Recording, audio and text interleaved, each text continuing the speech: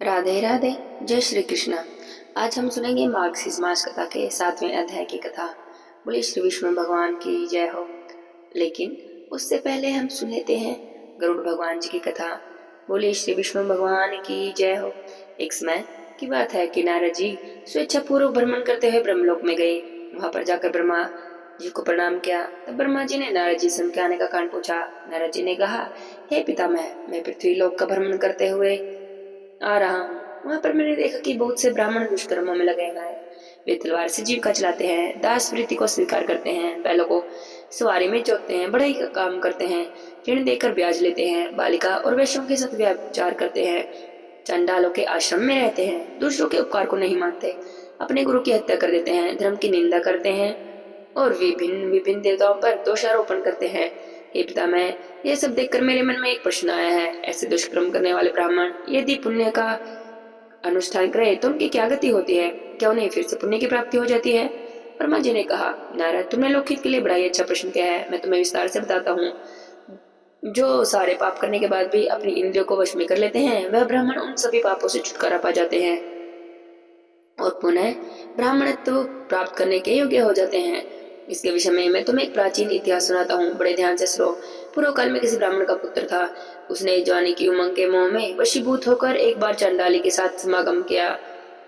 चंडाली के गर्भ से उसने अनेकों पुत्र और कन्या उत्पन्न की। अपना कुटुंब छोड़कर चिरकाल तक उसी घर में रहा, परंतु घृणा के कारण न तो वह दूसरा कोई अक्षय पदार्थ खाता और न ही शराब कोई पीता था। चंडाली उसे सदा कहती, यह सब चीजें खाओ और शराब पियो, लेकिन वह उसे यही उत्तर देता, हे प्रिय, मुझे ऐसी बातें मत किया करो। शराब का तो नाम भी मेरे सामने मत लिया करो। शराब का तो नाम सुनने मात्र से ही मुझे उबकाई आती है। एक दिन की बात है, वह थका मांदा होने के कारण दिन भर में घर में ही सो रहा था। चंडाली ने शराब उठाई और हंसते हुए उसके मुख में डाल दी। जैसे उस ब्राह्मण के मुख में मदिरा की एक बूंद गिरी, उसके मुख से अग्नि प्रज्वलित हो उठी। उसकी ज्वाला ने फैलकर कुटुंब सहित उस चंडाली के घर को जलाकर भस्म कर दिया। उसके घर को फूंक डाला और उस समय ब्राह्मण हाय हाय करता हुआ उठा और बिलक बिलक कर रोने लगा। विलाप के बाद उसने पूछना आरंभ किया कि यह आग किसने लगाई, कहाँ से यह आग प्रकट हुई, मेरा घर कैसे जल गया? तभी वहां पर एक आकाशवाणी आई। उसने कहा, तुम्हारे ब्रह्म तेज ने चंडाल के घर में आग लगा दी है। उसके बाद उसने ब्राह्मण के मुख में श्राप डालने का सारा वृतांत सुनाया। यह सब सुनकर उस ब्राह्मण को बड़ी हैरानी हुई। उसने इस विषय पर भली भांति विचार किया और अपने आप को उपदेश देने के लिए कहा, हे ब्राह्मण, तेरा तेज नष्ट हो गया है, अब तू अपने धर्म का आचरण कर। फिर उस ब्राह्मण ने बड़े बड़े मुनियों के पास जाकर अपने हित की बात पूछी। मुनियों ने कहा, तू दान धर्म का आचरण कर, ब्राह्मण नियम और व्रतों के साथ सब पापों से छूट जाते हैं। अतः तू भी अपनी पवित्रता के लिए शास्त्र उक्त नियमों का आचरण कर। चंद्रायन, प्रजापत्य और दिव्य व्रतों का बार बार अनुष्ठान कर। यह व्रत सभी दोषों का तत्काल ही शोषण कर लेते हैं। तू पवित्र तीर्थों में जा और भगवान विष्णु की आराधना कर।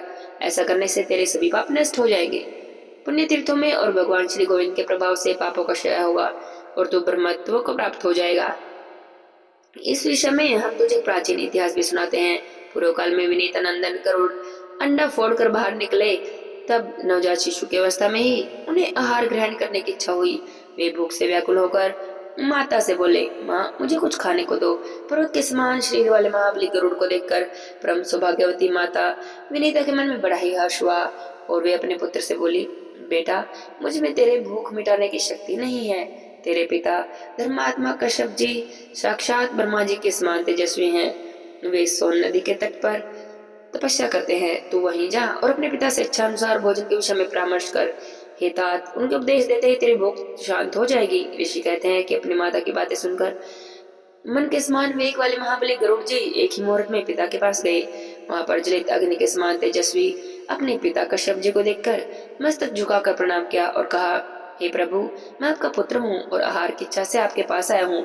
मुझे बड़ी भूख लगी है, कृपया करके मुझे कुछ भोजन दे। अपने पुत्र की बातें सुनकर कश्यप जी ने कहा, हे बेटा, उधर समुद्र के किनारे विशाल हाथी और कछुआ रहते हैं। वे दोनों बहुत बड़े जीव हैं, उनमें अपार बल है और वे एक दूसरे को मारने की घात में लगे हुए हैं। तुम शीघ्र ही उनके पास जाओ, शायद उन्हें खाने से तुम्हारी भूख मिट जाएगी। पिता की बातें सुनकर महान वेगशाली और विशाल आकार वाले गरुड़ जी वहां पर उड़कर गए और उन दोनों को नखों से विदर्ण करके चोंच और पंजों में लेकर विद्युत के समान वेग से आकाश में उड़ चले। उस समय तो मंदराचल आदि पर्वत भी उन्हें धारण नहीं कर पाते थे। तब वे वायु वेग से 2 लाख योजन आगे जाकर एक जामुन के वृक्ष पर बहुत ही बड़ी शाखा पर बैठे। उनके पंजा रखते ही वह शाखा टूटकर गई। उसके गिरते देखकर महाबली पक्षीराज गरुड़ ने गौ और ब्राह्मण के वध के भय से तुरंत उसे पकड़ लिया और फिर बड़े वेग से आकाश में उड़ने लगे। वह बहुत देर तक आकाश में उड़ते रहे। उन्हें इतनी देर से आकाश में मंडराता देखकर भगवान श्री विष्णु मनुष्य का रूप धारण करके उनके पास आए और इस प्रकार बोले, हे पक्षीराज, तुम कौन हो और किस लिए विशाल शाखा, यह महान हाथी और इतना बड़ा कछुआ आकाश में घूम रहे हो? इस प्रकार पूछने पर पक्षीराज ने नर रूपधारी श्री नारायण से कहा, हे महाभाव, मैं गरुड़ हूँ। मैं अपने क्रम के अनुसार मुझे पक्षी होना पड़ा। मैं कश्यप मुनि का पुत्र हूँ और माता विनीता की तरफ से मेरा जन्म हुआ है। देखिए, इन बड़े बड़े जीवों को मैंने खाने के लिए पकड़ रखा है। वृक्ष या पर्वत कोई भी मुझे धारण नहीं कर पाते। अनेकों योजन उड़ने के बाद मैं एक विशाल जामुन का वृक्ष देखकर इन दोनों को खाने के लिए उसकी शाखा पर बैठा था, पर मेरे बैठते ही वह शाखा भी टूट गई। अतः ब्राह्मणों और गौ के वध से मैं इसे भी लिए डोलता हूँ। अब मेरे मन में बड़ा विषाद हो रखा है कि मैं क्या करूँ और कहाँ जाऊँ। मेरा वे कौन सहन कर सकता है? श्री विष्णु जी ने कहा, अच्छा ठीक है, तुम मेरी वहां पर बैठ जाओ और यहाँ पर बैठकर तुम हाथी और कछुए को खा लो। गरुड़ जी बोले कि बड़े बड़े पर्वत भी मुझे धारण नहीं कर पाते हैं, फिर तुम मुझ जैसे महाबली पक्षी को कैसे धारण करोगे? भगवान श्री नारायण के सिवा कोई दूसरा कौन है जो मुझे धारण कर सके? तीनों लोक में कौन सा ऐसा पुरुष है जो मेरे भार को सह सकता है? भगवान विष्णु ने कहा, पक्षीराज, बुद्धिमान पुरुष को अपना कार्य सिद्ध कर लेना चाहिए। इस समय तुम अपना काम करो, कार्य हो जाने पर तुम मेरा परिचय भी जान लोगे। गरुड़ जी ने उन्हें अपना महान शक्ति संपन्न देखकर मन ही मन कुछ सोचा, फिर एवं अस्तु कहकर उनकी विशाल भुजा पर बैठ गए। गरुड़ जी के वेग पूर्वक बैठने पर भी उनकी भुजा नहीं कांपी। वहां बैठकर गरुड़ जी ने उन शाखा को तो पर्वत के शिखर पर फेंक दिया और हाथी और कछुए का भक्षण किया। उसके बाद भी श्री विष्णु जी से कहने लगे कि तुम कौन हो? इस समय तुम्हारा कौन सा प्रिय कार्य करूं? भगवान श्री विष्णु ने कहा, तुम मुझे नारायण नहीं समझो, मैं तुम्हारे प्रिय कार्य करने के लिए ही यहाँ आया हूँ। ऐसा कहकर भगवान ने उन्हें विश्वास दिलाने के लिए अपना रूप दिखाया। मेघ के समान श्यामी ग्रह पर पीताम्बर शोभा पा रहा था। 4 भुजाओं के कारण उनकी झांकी बड़ी ही मनोरम जान पड़ती थी। हाथों में शंख, चक्कर, गदा और पद्म धारण किए हुए थे। सर्वेश्वर श्री हरि का दर्शन करके गरुड़ जी ने उन्हें प्रणाम किया और कहा, हे पुरुषोत्तम, बताइए मैं आपका कौन सा प्रिय कार्य करूं? तब श्री विष्णु बोले, सखे, तुम बड़े शूरवीर हो, अतः इस समय मेरा वाहन बने रहो। यह सुनकर पक्ष में श्रेष्ठ गरुड़ जी ने भगवान से कहा, हे देवेश्वर, आपके दर्शन करके मैं धन्य हो गया, मेरा जन्म सफल हो गया। हे प्रभु, मैं माता पिता से आज्ञा लेकर आपके पास आया हूँ। तब भगवान ने प्रसन्न होकर कहा, हे पक्षीराज, तुम अजर और अमर बने रहो, किसी भी प्राणी से तुम्हारा वध न हो, तुम्हारा क्रम और तेज मेरे समान हो, सर्वत्र तुम्हारी गति हो, निश्चय ही तुम्हें सब प्रकार के सुख प्राप्त हो, तुम्हारे मन में जो भी इच्छा हो वह सभी पूर्ण हो जाए, तुम अपनी रुचि के अनुसार आहार बिना किसी कष्ट के प्राप्त कर सको, तुम शीघ्र ही अपनी माता को कष्ट से मुक्त करोगे। ऐसा कहकर भगवान विष्णु वहां से अंतर्ध्यान हो गए और गरुड़ जी ने अपने पिता के पास जाकर सभी वृत्तांत कह सुनाया।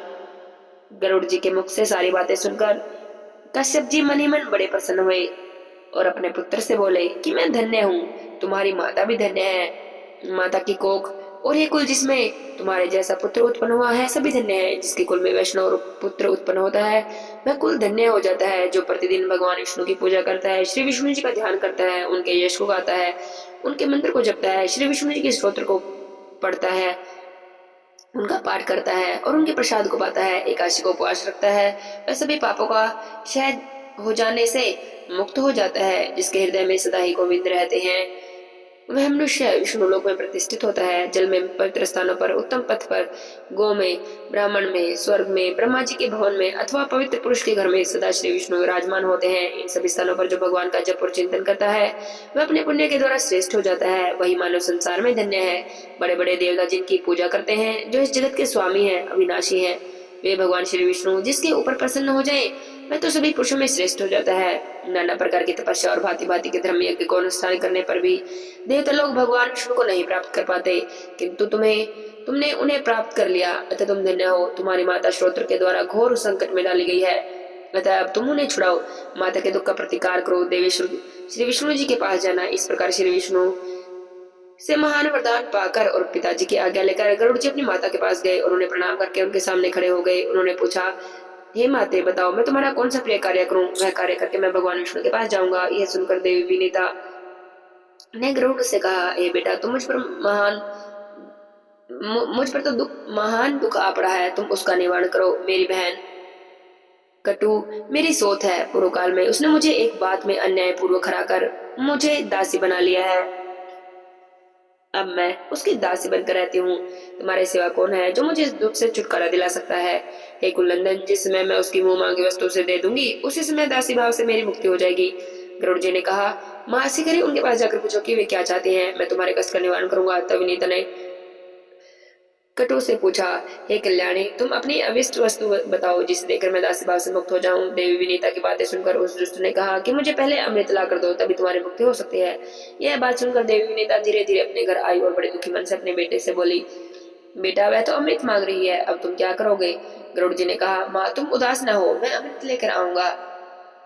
इतना कहकर मन के समान वेग वाले पक्षीराज गरुड़ सागर से लेकर आकाश मार्ग से चले। उनके पंखों की हवा से बहुत सी धूल भी उनके साथ साथ उड़ती गई। वह धूली राशि उनका साथ न छोड़ सकी। गंतव्य स्थान पर पहुंचकर गुरु जी ने अपनी चोंच में रखे हुए जल से वहां के अग्नि में प्रकार अर्थात दर्द को बुझा दिया और अमृत की रक्षा के लिए जो देवता वहां पर नियुक्त थे उनकी आंखों में धूल भर गई, जिससे गरुड़ जी को देख भी नहीं पाते थे। बलवान गरुड़ जी ने रक्षकों को मार दिया और अमृत लेकर वहां से चले गए। पक्षी को अमृत लेकर जाते देखकर देवराज इंद्र एरावत पर चढ़कर आए और कहने लगे कि पक्षी का रूप धारण करने वाले आखिर तुम कौन हो जो बलपूर्वक अमृत को लेकर जा रहे हो? संपूर्ण देवताओं का अप्रिय करने का तुम्हें लगता है कि तुम यहाँ से जीवित जा सकते हो? गरुड़ जी ने कहा, देवराज, मैं तुम्हारा अमृत ले जा रहा हूँ, तुम अपना पराक्रम दिखाओ। यह सुनकर देवराज इंद्र ने गरुड़ पर तीखे बाणों की वर्षा आरंभ कर दी, मानो मेरू के शिखर पर मेघ की जलधाराएं बरस रही हूँ। गरुड़ जी ने अपने वज्र के समान तीखे नखों से ऐरावत हाथी को विदीर्ण कर दिया और सभी देवताओं को भी घायल कर दिया। तब इंद्र ने कुपित होकर उनके ऊपर वज्र का प्रहार किया। वज्र की चोट खाकर भी पक्षीराज गरुड़ विचलित नहीं हुए और बड़े ही वेग से भूतल की ओर चले। देवराज इंद्र ने सभी देवताओं को आगे करके कहा, हे गरुड़, यदि तुम नाग माता को इस समय अमृत दे दोगे तो सारे सांप अमर हो जाएंगे। यदि तुम्हारी सम्मति हो तो मैं इस अमृत को वहां से हर लाऊंगा। गरुड़ जी बोले कि मेरी साध्वी माता विनीता दासी भाव के कारण बहुत दुखी है, जिसमें वह दासी भाव से मुक्त हो जाएगी, अतः सब लोग इस बात को जान ले, उस समय तुम अमृत को हर लेना। इतना कहकर गरुड़ अपनी माता के पास जाकर बोले, माँ, मैं अमृत ले आया हूँ, ये नाग माता को दे दो। अमृत के साथ अपने पुत्र को आया देखकर देवी विनीता बहुत ही प्रसन्न हुई। उन्होंने कदू को बुलाकर अमृत दे दिया और दासी भाव से मुक्त हो गई। इसी बीच में इंद्र ने वहां पहुंचकर अमृत का घड़ा चुरा लिया, वहां पर विष का पात्र रख दिया। उन्हें ऐसा करते हुए किसी ने भी नहीं देखा। कद्दू का मन तो बहुत प्रसन्न था। उसने अपने पुत्रों को वेग पूर्वक बुलाया और उनके मुख में अमृत जैसा दिखाई देने वाला विष दे दिया। नाग माता ने पुत्रों से कहा कि तुम्हारे कुल में होने वाले सभी सर्पों के मुख में यह अमृत की बूंदें नित्य निरंतर उत्पन्न होती रहे और तुम लोग इनसे सदा संतुष्ट बने रहो। इसके बाद गरुड़ अपने माता पिता से वार्तालाप करके देवताओं की पूजा करके भगवान विष्णु के पास चले गए। जो भी गरुड़ जी की इस उत्तम कथा को पढ़ते हैं अथवा सुनते हैं वे सभी पापों से मुक्त हो जाते हैं, उनके सभी पाप नष्ट हो जाते हैं और वे देवलोक में प्रतिष्ठित होते हैं। ब्रह्मा जी कहते हैं, हे नारद, ऋषियों के मुख से यह उपदेश और गरुड़ जी की इस पवित्र कथा को सुनकर वह पतित ब्राह्मण नाना प्रकार के पुण्य कर्मों का अनुष्ठान करते हुए अपने ब्राह्मणों को प्राप्त हुए और तपस्या करके स्वर्ग लोक में चले गए। सदाचारी मनुष्य का पाप प्रतिदिन क्षीण होता रहता है और दुराचारी का पुण्य सदा नष्ट होता रहता है। अनाचार से प्रतीत हुआ ब्राह्मण भी यदि सदाचार का सेवन कर ले तो देवत्व को प्राप्त हो जाता है। अतः ब्राह्मणों को चाहिए कि प्राणों पर संकट होने पर भी कभी सदाचार का त्याग नहीं करना चाहिए। हे नारद, तुम भी मनवाणी और शरीर और क्रिया के द्वारा सदा सदाचार का पालन किया करो। ब्रह्मा जी से इस प्रकार की कथा सुनकर श्री नारद जी संतुष्ट होते हुए ब्रह्मलोक से चले गए। इस कथा को जो कोई भी सुनता है उसके सभी पाप नष्ट हो जाते हैं। बोले श्री विष्णु भगवान की जय हो। अब सुनते हैं मार्गशीर्ष महीने के 7वें अध्याय की कथा। बोले विष्णु भगवान की जय हो। हमने सुना था कि राजा शिवकी ने अपनी राज्यसभा में बैठे थे। तब एक ब्राह्मण उनकी राज्यसभा में आता है। राजा ब्राह्मण को नमस्कार करते हैं लेकिन आदर से खड़े नहीं होते। तब ब्राह्मण को बड़ा क्रोध आता है और क्रोध में आकर वे राजा को श्राप दे देते हैं और कहते हैं कि ओ मोर, तू राजलक्ष्मी के मद में अहंकारी हो गया है, जा तू इस राज्य से दूर चला जा और श्रीहीन हो जा। शीघ्र ही गलित से भी युक्त हो जा, बुद्धिहीन उपद्रव से ग्रस्त हो जा। ऐसा कहकर क्रोध से कांपते हुए ब्राह्मण सभी सभासदों को श्राप देने के लिए उद्युक्त हो गए। जो लोग वहां पर हंस रहे थे वे सभी उठकर अब खड़े हो गए। उन सब ने अपने अपने दोष का परिहार कर लिया, अर्थात उन्हें अपनी गलती ज्ञात हो गई। अतः उनकी ओर से ब्राह्मण का क्रोध जाता रहा। तब राजा ब्राह्मण को प्रणाम करके भय से कातर होकर रोने लगे। वे व्यथित हृदय से सभा के बीच से बाहर निकले। तब वे ब्राह्मण देवता भी ब्रह्म तेज से प्रकाशित होते हुए वहां से चल दिए। उनके पीछे पीछे भय से कातर होते हुए सभी मुनि भी चले लगे और बारंबार उत्सव से पुकारने लगे, हे ब्राह्मण देव, जरा ठहरो, जरा ठहरो। पुलस्त, प्रचेता, भृगु, अंगिरा, मरीच, कश्यप आदि ऋषि, सभी मुनि, पित्र, अग्नि और हरिप्रिय, देखभाल और सभी देवता भी ब्राह्मण के पीछे पीछे चलने लगे। हे देवी पार्वती, उन नीति विशारद मुनियों ने ब्राह्मण को समझाया और एक स्थान पर ठहराया और उनसे नीति की बातें कहने लगे। पार्वती देवी ने पूछा, हे प्रभु, ब्राह्मणों और ब्रह्मा जी के पुत्रों ने जो नीति के विद्वान थे, उसमें ब्राह्मण देव से नीति की कौन सी बातें कही, मुझे विस्तार से बताइए। महादेव जी बोले, हे देवी, उन मुनि समुदाय ने स्तुति और विनय से ब्राह्मण को संतुष्ट किया और उनसे इस प्रकार कहा, हे सनत कुमार जी बोले, हे ब्राह्मण, तुम्हारे पीछे पीछे राजा की लक्ष्मी और कीर्ति चली आई है। यह सुशीलता, महान ऐश्वर्य, पितृ, अग्नि और देवता भी राजा को श्रीहीन करके उनके घर से बाहर चले आए हैं। हे ब्राह्मण, अब तुम संतुष्ट हो जाओ, क्योंकि ब्राह्मणों को शीघ्र ही संतुष्ट होने वाला भी कहा गया है। हे मुनि, ब्राह्मणों का हृदय तो नवनीत के समान कोमल होता है। वह तपस्या से परिमार्जित होने के कारण बहुत निर्मल और शुद्ध होता है। अतः विप्रवर, अब क्षमा करो, आओ और इस राजभवन को पवित्र करो। जिसके घर में अतिथि निराश होकर लौट जाते हैं, उसके घर में देवता, पितृ और अग्नि भी निराश होकर लौट जाते हैं, क्योंकि वहां अतिथि का सत्कार नहीं होता। इसलिए हे ब्राह्मण, क्षमा करो और आओ इस राजभवन को शुद्ध कर दो। पुलिसतेज जी ने कहा, जो घर पर आए हुए अतिथि को टेढ़ी आंख से देख भर लेता है, उन्हें अतिथि अपने पाप देकर और उनके पुण्य लेकर चला जाता है। अब है, तुम राजा के दोष को क्षमा कर दो। वत्स, जहाँ तुम्हारी मौज हो जाए, राजा अपने कर्म दोष से उठकर खड़े नहीं हुए, उनके उस दोष को तुम क्षमा कर दो। पुलरिश ने कहा, जो स्त्री राजलक्ष्मी के मत से अथवा जो ब्राह्मण विद्या के मत से किसी ब्राह्मण का अपमान कर देता है, वह क्षत्रिय श्रीहीन हो जाता है और वह ब्राह्मण श्रीकाल संध्या से शून्य हो जाता है। वे दोनों एकादशी व्रत और भगवान विष्णु के निवेद्य से वंचित हो जाते हैं। ऋतु जी बोले, हे ब्राह्मण, क्षत्रिय, वैश्य और शूद्र चाहे कोई भी क्यों न हो, जो ब्राह्मण का अपमान करते हैं, वह दीक्षक के पुण्य और अधिकार से भ्रष्ट हो जाते हैं। इतना ही नहीं, उनका धन धान्य नष्ट हो जाता है, वह पुत्र और पत्नी से हीन हो जाते हैं। यह कथन सत्य है। अतः भगवान क्षमा करो और आओ राजा के घर को पवित्र कर दो। अंगिरा जी बोले, जो ज्ञानवान ब्राह्मण होकर किसी ब्राह्मण का अपमान करता है, वह भारत में 7 जन्मों तक सवारी ढोने वाला बैल बनता है। मरीच ऋषि ने कहा, जो मनुष्य का जन्म पाकर भी देवता, ब्राह्मण अथवा गुरु का अपमान करता है, वह भगवान विष्णु की भक्ति से वंचित हो जाता है। कश्यप जी बोले, जो वैष्णव ब्राह्मण को देखकर उसका अपमान करता है, श्री विष्णु जी मंत्र की दीक्षा से वंचित हो जाता है और विष्णु पूजा से विरत हो जाता है। प्रचेता जी बोले, जो अतिथि ब्राह्मण को देखकर उसके लिए अभ्यर्थ्यान नहीं करता, अर्थात उठकर खड़ा नहीं हो पाता, वह माता पिता की भक्ति से रहित हो जाता है। उस मूड को 7 जन्मों तक खाद की योनि में जन्म लेना पड़ता है। अतः ये ब्राह्मण, शीघ्र चलो और राजा के दोषों को क्षमा करो और राजा को शुभ आशीर्वाद दो। दुर्वासा जी बोले, जो गुरु, ब्राह्मण अथवा देवता की प्रतिमा को देखकर शीघ्र ही उनके सामने मस्तक नहीं झुकाता, वह इस पृथ्वी पर सुअर बनकर घूमता है। अतः हे ब्राह्मण, सबके अपराध को क्षमा करो और चलो हमारे साथ अतिथि सत्कार ग्रहण करो। राजा ने पूछा, आप सब लोग श्रेष्ठ मुनि हैं, आपने किसी न किसी बहाने से धर्म का उपदेश किया है, अतः सब कुछ स्पष्ट रूप से बताकर मुझे मूर्ख को समझाइए। हे विद्वानों, आप लोग पहले मुझे यह बताइए कि स्त्री हत्या, गोहत्या, कृतघ्नता, गुरु पत्नी गमन और ब्रह्म हत्या करने वालों को कौन कौन सा दोष लगता है और उसका परिहार कैसे होता है। तब वशिष्ठ जी ने कहा, हे राजन, यदि स्वेच्छा पूर्वक गोवध का पाप किया गया हो, तो उसके प्रायश्चित के लिए मनुष्य 1 वर्ष तक तीर्थों का भ्रमण करता रहे। वह प्रतिदिन जौ की रोटी अथवा जौ की लपसी बनाए खाए, हाथ से जल पिए, वर्ष पूरा होने पर ब्राह्मणों को दक्षिणा सहित 100 अच्छी और दुधारी गौं का दान करे। प्रायश्चित से पाप क्षण हो जाने पर भी मनुष्य अपने पाप से मुक्त नहीं होता। जो पाप शेष रह जाते हैं, उसी के फल से वह अगले जन्म में दुखी होता है। यदि किसी मनुष्य के द्वारा आतिदेशिक की हत्या हुई है, अर्थात साक्षात गोवध न होकर उसके समान ही बताया गया कोई पाप क्रम बन गया हो, तो उसमें साक्षात की हुई हत्या से आधा फल भोगना पड़ता है। अनुकूल रूप प्रायश्चित उस हत्या का पाप यद्यपि क्षीण हो जाता है, तथापि उससे छुटकारा नहीं मिलता। शुक्र जी बोले, स्त्री हत्या की हत्या करने पर गोहत्या से दोगुना पाप लगता है। स्त्री हत्यारा 1000 वर्षों तक कालसूत्र नाम के नरक में निवास करता है। उसके बाद वह महापापी 7 जन्मों तक सूर और 7 जन्मों तक सर्प की योनि में रहता है। उसके बाद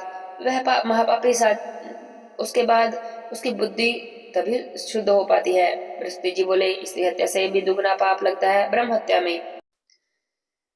ब्रह्म हत्या तो 1 लाख वर्षों तक महाभयंकर कुंभीपाक नरक में निवास करता है। उसके बाद उस महापापी को 100 वर्षों तक विष्ट का कीड़ा होना पड़ता है, 7 जन्मों तक सर्प होकर भी वह उस पाप से शुद्ध हो पाता है। गौतम जी बोले, हे राजन, कृतघ्न को तो ब्रह्म हत्या से भी चौगुना पाप लगता है। वेदों में वैसे ही कृतघ्नों की शुद्धि के लिए कोई प्रायश्चित नहीं। राजा ने पूछा, हे महर्षियों, आप मुझे कृतघ्नों के लक्षण बताएं। कृतघ्नों के कितने भेद होते हैं और उनमें से किन्हें किस दोष की प्राप्ति होती है? तब ऋषि बोले कि सामने में 16 प्रकार के कृतघ्नों का निरूपण किया गया है। वे सब के सब प्रत्येक दोष से प्रत्येक फल के भागी होते हैं। सत्कर्म, सत्य, पुण्य, स्वधर्म, तप, प्रतिज्ञा, दान, शब, गोष्ठी, परिपालन, गुरु कृत्य, देव कृत्य, द्विज पूजन, नित्य कृत्य, इन सभी प्रसिद्ध होते हुए मनुष्य का जो भी कोई व्रत करता है उसे कृत कहा गया है। इसके लिए जो लोग हैं वे उस जन्म से विभिन्न योनियों में उपलब्ध होते हैं। राजा शुकी ने पूछा, हे प्रभु, किस प्रकार के कृतगण और कौन सा क्रम करके किन किन भयंकर नरक में जाते हैं? मैं एक करके सुनना चाहता हूँ, आप बताने की कृपा करें। तब कात्यायन जी बोले, जो शपथ खाकर भी अपने सत्य को मिटा देता है, उसका पालन नहीं करता है, वह 4 युगों तक कालसूत्र नाम के नरक में वास करता है। 7 जन्मों तक कौवा और उल्लू होकर फिर 7 जन्मों तक महारोगी होता है और उसके बाद ही उसकी शुद्धि हो पाती है। उसके बाद सर्वश्री, सनंदन, सनातन, पराशर, जरत, कारू, भारद्वाज और विभाटक ने विभिन्न कृतगणों के भेद और उनसे प्राप्त होने वाली दुर्गति का वर्णन किया। उसके बाद मरकंडे जी बोले, हे राजन, शूद्र जातीय स्त्री के साथ समागम करने पर ब्राह्मण को जो दोष प्राप्त होता है और उसका वर्णन वेदों में किया गया है उसे बताता हूँ, तुम सावधान होकर सुनो। जो ब्राह्मण होकर भी नहीं जाति की स्त्री के साथ संबंध स्थापित करता है वह कृतगणों में प्रधान होता है। उसे 14 इंद्र की स्थिति काल तक कर्मी 10 नाम के नरक में निवास करना पड़ता है। वहां वह ब्राह्मण कीड़ों के काटने से व्याकुल हो जाता है। यम के दूत उसे प्रतिदिन तपाई हुई लोहे की प्रतिमा का आलिंगन कराते हैं। उसके बाद वह व्यभिचारी स्त्री की योनि का कीड़ा होता है। इस अवस्था में 1000 वर्षों तक रहने के बाद उसे शूद्र होना पड़ता है और तभी जाकर उसकी शुद्धि हो पाती है।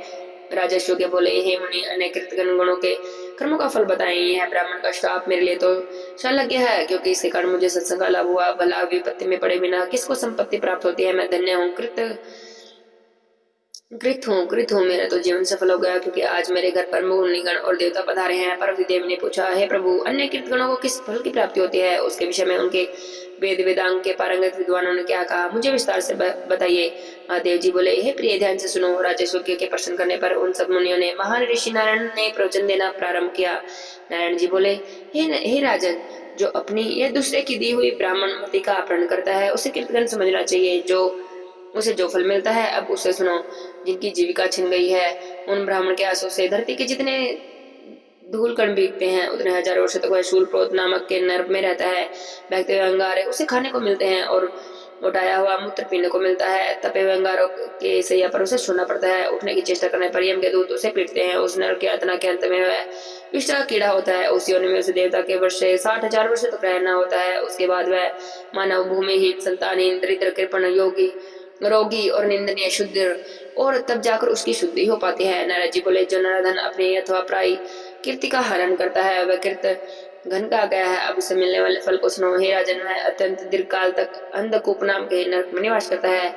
उसमें स्रोते जैसे कीड़े उसे सदा ही काटते और खाते रहते हैं। वह पापी वहां पर तपाया हुआ खारा पानी पीता है और खाता है। उसके बाद 7 जन्मों तक सर्प और 5 जन्मों तक कौवा होने के बाद ही उनकी शुद्धि हो पाती है। देव ऋषि ने कहा, जो भारतवर्ष में ब्राह्मण, गुरु अथवा देवता के धन का अपहरण करता है उसे महापापी जानना चाहिए।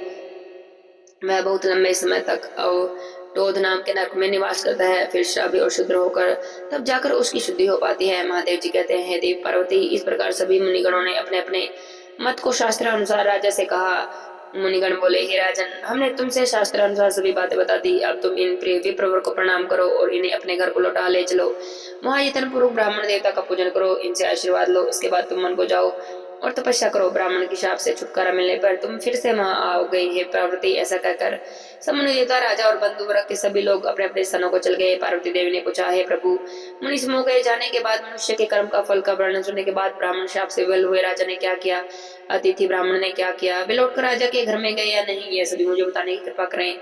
महादेव जी बोले, हे देवी, मुनि समूह के जाने के बाद वे शापग्रस्त राजा धर्मात्मा पुरोहित वशिष्ठ जी की आज्ञा से भूतल पर ब्राह्मण के दोनों चरणों में दंड की भांति गिर पड़ी। तब उन द्विज ने भी क्रोध छोड़कर उन्हें आशीर्वाद दिया। उनकी मूर्ति ब्राह्मण को छोड़कर मुस्कुराते हुए राजा क्रूर ने देखा तो नेत्रों से आंसू बहाते हुए दोनों ने हाथ जोड़ लिए और अत्यंत विनम्र भाव से आत्मसमर्पण करते हुए उनसे परिचय पूछा। राजा की बात सुनकर वे मुनि कुछ देर के लिए हंसने लगे। फिर उन्होंने मेरे दिए हुए सर्व दुर्लभ परम तत्व का उपदेश दिया। अतिथि ब्राह्मण ने कहा कि ब्रह्मा जी के पुत्र मरीच हैं, उनके पुत्र कश्यप हैं। कश्यप जी के प्राय सभी पुत्र मनवांछित देव भाव को प्राप्त हुए हैं। उनमें तो जी बड़े ज्ञानी हुए। उन्होंने सहस्त्र दिव्य वर्षों तक पुष्कर क्षेत्र में परम दुष्कर तपस्या की। ब्राह्मण मुनि की प्राप्ति के लिए देव अधिदेव परमात्मा श्री हरि की आराधना की। तब भगवान नारायण ने उन्हें एक तेजस्वी ब्राह्मण पुत्र वर के रूप में प्राप्त हुआ है।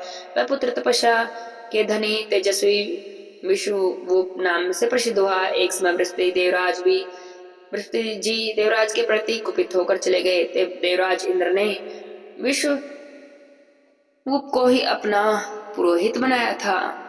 ऋषि विष्णु के मातम देते थे, अतः वे देवताओं के यज्ञ में दैत्यों के लिए भी घी की आहुति देने लगे। तब देवराज इंद्र को इस बात का पता लगा तो उन्होंने अपनी माता की आज्ञा लेकर ब्राह्मण विश्वरूप के मस्तक काट दिए। हे राजन, विश्वरूप के पुत्र विरूप हुए जो मेरे पिता हैं और मैं उनका पुत्र हूँ। मेरा नाम सुप्पा है, मेरा काश्यप गोत्र है। मैं विरागी ब्राह्मण हूँ। महादेव जी मेरे गुरु हैं, उन्होंने ही मुझे विद्या ज्ञान और मंत्र दिए हैं। भगवान श्री कृष्ण मेरे इष्ट देव हैं। मुनि के चरण कमलों का चिंतन करता हूँ। मेरे मन में संपत्ति के लिए कोई इच्छा नहीं। राधा वल्लभ श्री कृष्ण मुझे सालों के शास्त्री सारूप्य और सामप्य नामक मोक्ष देते हैं, परंतु मैं उनकी कल्याण में सेवा के सिवा कोई दूसरी वस्तु नहीं लेता। ब्रह्मत्व और अमृतत्व को भी मैं जल में दिखाई देने वाले प्रतिबिंब की भांति मिथ्या मानता हूँ। हे राजन, भक्ति के अतिरिक्त सब कुछ मिथ्या ब्रह्म मात्र है, सब नश्वर है। इंद्र, मनु और सूर्य का पद भी जल में खींची हुई रेखा के समान ही मिथ्या होता है। मैं तो उसे भी सत्य नहीं मानता। फिर राजन के पद को कौन गिनता है? हे राजन, तुम्हारे यज्ञ में मुनियों का आगमन सुनकर मेरे मन में भी यहाँ आने की लालसा हुई। मैं तुम्हें विष्णु भक्ति की प्राप्ति कराने के लिए यहाँ पर आया हूँ। इस समय मैंने तुम्हें केवल एक अनुग्रह किया है, तुम पर कोई श्राप नहीं दिया। तुम एक भयानक गहरे भवसागर में गिरे हुए थे, मैंने तो तुम्हारा उद्धार किया है। केवल जल में तीर्थ ही तीर्थ नहीं, भगवान के भक्त भी तीर्थ समान ही होते हैं। मिट्टी और पत्थर की प्रतिमा रूप देवता ही देवता नहीं होते, भगवत भक्त भी देवता के समान ही होते हैं। जल में तीर्थ और मिट्टी पत्थर के देवता मनुष्य को दीर्घ काल में पवित्र करते हैं, परंतु श्री कृष्ण भक्त दर्शन देने के साथ ही पवित्र कर देते हैं। हे राजन, अब मेरी बात मानो, निकलो इस घर से, दे दो अपने राज्य को अपने पुत्र को। हे राजन, अपनी साथी पत्नी की रक्षा का भार अपने बेटे को सौंपो और शीघ्र ही मन को चलो। हे भूमि पालन, ब्रह्मा से लेकर कीट पर्यंत सब कुछ मिथ्या है, जो सबके ईश्वर है। मान परमात्मा श्री कृष्ण जी का भजन करो। ध्यान से सुलभ हो जाते हैं। ब्रह्मा विष्णु और शिव आदि के लिए उनकी आराधना बहुत कठिन है। वे उत्पत्ति विनाशील प्राकृतिक पदार्थ और प्रकृति से विपरीत हैं। उन्हीं की माया से ब्रह्म सृष्टि करते हैं, विष्णु पालन करते हैं और शिव संहार करते हैं। दिशाओं के स्वामी दिक्पाल जिनकी माया से भ्रमण करते हैं, जिनकी आज्ञा से वायु चलती है, जिनकी आज्ञा से सूर्य तपते हैं और निशापति चंद्रमा सदा खेती को सुनिश्चितता प्रदान करते हैं। संपूर्ण विश्व में सबकी मृत्यु काल के द्वारा ही होती है। काल आने पर इंद्र वर्षा करते हैं और अग्निदेव जलाते हैं। संपूर्ण विश्व के शासक और प्रजा को संयम रखने वाले यम काल से भयभीत होकर अपने कार्य में लगे रहते हैं। काल समय आने पर संहार करते हैं और वही यथासमय सृष्टि पालन करते हैं। काल से प्रेरित होकर ही समुद्र अपने देश की सीमा में रहता है, पृथ्वी अपने स्थान पर रहती है और पर्वत अपने अपने स्थान पर रहते हैं, पाताल अपने स्थान पर रहते हैं। हे राजेंद्र, सात स्वरूप लोक उत्साह दीपो सहित पृथ्वी पर्वत और समुद्रों सहित सात पाताल, इन समस्त लोकों से ही जो ब्रह्मांड है वह अंडे के आकार में जल पर तैर रहा है। प्रत्येक ब्रह्मांड में ब्रह्मा विष्णु और शिव आदि रहते हैं। देवता मनुष्य नाग गंधर्व और राक्षस आदि वास करते हैं। हे राजन, पाताल से लेकर ब्रह्मलोक तक जो भी अंड है, ये ब्रह्मा जी का कृत्रिम ब्रह्मांड है। यह जल में शयन करने वाले विष्णु के नाभि कमल पर उषित रहा है, जैसे कमल की कणिका में बीज रहता है। इस प्रकार सुविस्तृत जल संयम पर शयन करने वाले वे प्राकृत महायोगी भगवान विष्णु भी प्रकृति से परिवर्तित ईश्वर सर्वात्मा कालेश्वर श्री कृष्ण जी का ही ध्यान करते हैं। उनका आधार है महाविष्णु जी का विस्तृत रोमक। महाविष्णु जी के अनंत रोमकूपों में से प्रत्येक में ऐसे ऐसे ब्रह्मांड स्थित हैं। महाविष्णु जी के शरीर में असंख्य रूप हैं और उन रोमकूपों में असंख्य ब्रह्मांड है। अंडाकार ब्रह्मांडों की उत्पत्ति के स्थान भूत में वे महाविष्णु भी सदा श्री कृष्ण जी की इच्छा से प्रकृति के गर्भ से अंड के रूप में प्रकट होते हैं।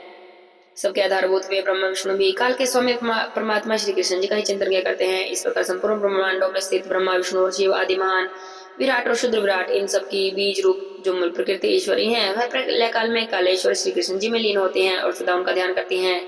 यह सब परम दुर्लभ महाज्ञान मैंने तुम्हें बताया है।